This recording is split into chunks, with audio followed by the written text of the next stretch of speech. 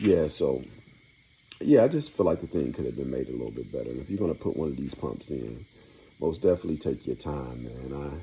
You know, I wasn't rushing doing this through it or anything like this. I'm kind of one of those guys that enjoy working on the car more than I like driving it sometimes. So, I dropped my tank, cleaned the tank out, painted the tank up, and going to go ahead and clean up some spots on the underbody and paint the frame in the back of the car while I got that area, kind of broken down. That's what I kind of tend to do if I'm working on the area I got parts off.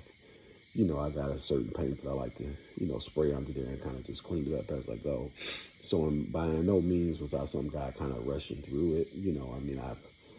I've watched 20 videos on this damn thing and, you know, um, kind of went through it, but I really didn't hear anybody kind of talk about the problem I had. And I don't know, maybe I just had a defective one. There was some things that was kind of odd about the pump that I had. I'm hoping that, it's the right pump, but it seemed like it might be an older model. Um, just because the filter mechanism on it seems like they have a newer style out, and this one has an older style filter mechanism. It's the smaller filter, and the ones I seen on YouTube, it seemed like they were longer, and I think they're a more absorbent material.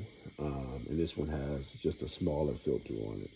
So I don't know if this is like an older version of it. But this one here is most definitely could use some improvement if this is the most recent model.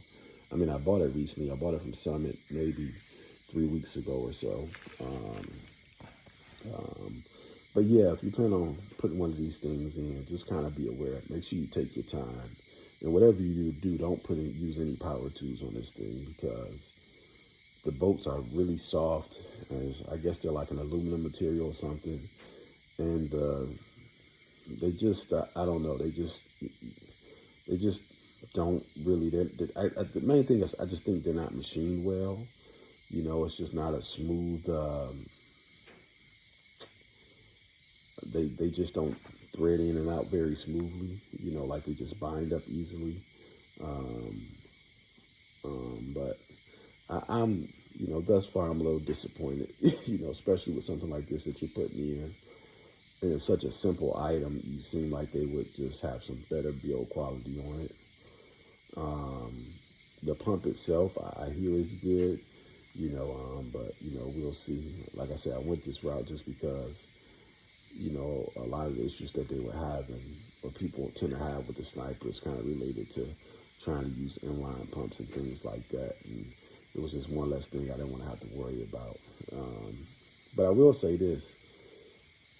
I mean, I've never been like anti-LS swapping, but I mean, for this car here, it's a 1968 Buick Electra convertible. It's not the type of car that you see every day. It's probably 100 of them left this condition.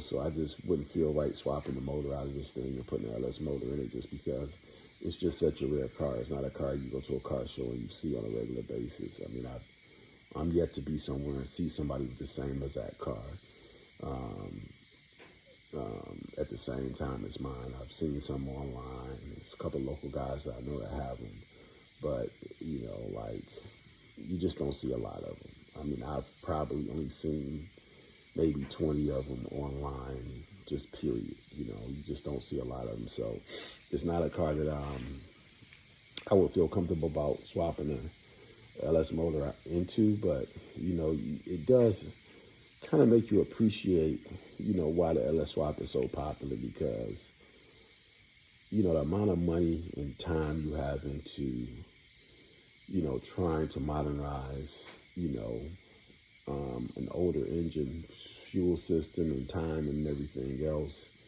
Um, at a certain point, it just doesn't make logical sense. I most definitely, if I was, building a car, something that was already in bad shape that I was kind of bringing back to life, like I have a 69 Buick Skylark project I want to start soon that, it's a car I bought in rough shape but got a really good price on it. The body is solid, but, it's a convertible. The interior is missing. Um, it's a project. It's a real project. The car hasn't been started in probably 8 years from what the guy that I got it from told me. So it's a real project. So that one, I'm gonna pull that motor out. I'm gonna get me a 6.0 LS motor. You know, I'm not even gonna play with it because what's the sense of it? The amount of money you're gonna spend. The car is not an original car anyway, so why go through all that trouble when you can just spend the money one time and get all the things you want, and in the end really have a better motor, But with this car, it's a little bit different. There's a million Skylarks on the streets. Um, you don't see many 68 Buick electric convertibles. It's a rare car, so I would just feel a little, I just wouldn't feel right swapping the LS into this. Not, if that's your thing, you have one, hey, it's your car. But it's just, I would feel a little bad about doing that. This car, the motor that's in this car is a Buick 430, which I believe was only made for 2 years. I think 68 and 69, if I'm not mistaken. Maybe 67. Might have came out in 67, maybe 67, 68, and 69, if I'm not mistaken. It's a 3-year motor, pretty much the same motor as the 455, but it was the first version of it. The car runs good. The motor runs good, doesn't burn oil. It's a good running motor. I don't know if it's been rebuilt before or what, but the motor most definitely runs good. But, kind of going through this process with this thing. Because I'm going to have probably $4,000 tied up into upgrading the fuel system and ignition. I'm going to have $4,000, probably $4,500 tied up into it, in the end, in quite a bit of time, so you got to kind of think, at that point, you could find $4,500, you can get a turnkey situation with an LS swap, a good 6.0, possibly even a 6.2, for the same money, and you have a hell of a lot better engine than what I have. And here you're talking about another 50 years of technology, so yeah, that's it, man.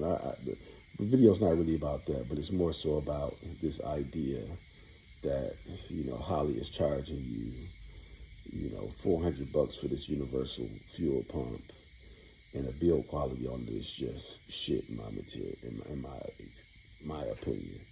It's just, if you're working on this thing, be really gentle with it, and kind of go through, because the directions are kind of crap, and it's really just a simple install. There's nothing complex about it. I really would have been better off just kind of going off of my own common sense to install it versus dealing with what they got in the manual, because the manual is so dang on confusing, And then on top of that, I thought, they could kind of create a little bit of a lower profile as much as they can to try to make this thing, sit a little bit better, because most cars, a lot of cars, it's they sit flat against the trunk. So, like I say, they give you these spacers, and I'm gonna have to try to get this thing in. Hopefully, my straps are long enough. I'm sure it's gonna make it a little bit more tougher, even if they are long enough getting it on, because I'm going to have less slack available on the actual lines, because the tank is actually sitting lower than what the is kind of originally designed for. So we'll see. But that's my video, man. Hopefully it helps somebody out and stops them from kind of tearing this thing up when you go to install it. So the main takeaway is to be gentle when you're working on this thing. Be gentle. And take the directions with a grain of salt as far as measuring your tube lengths and all of that stuff. All right.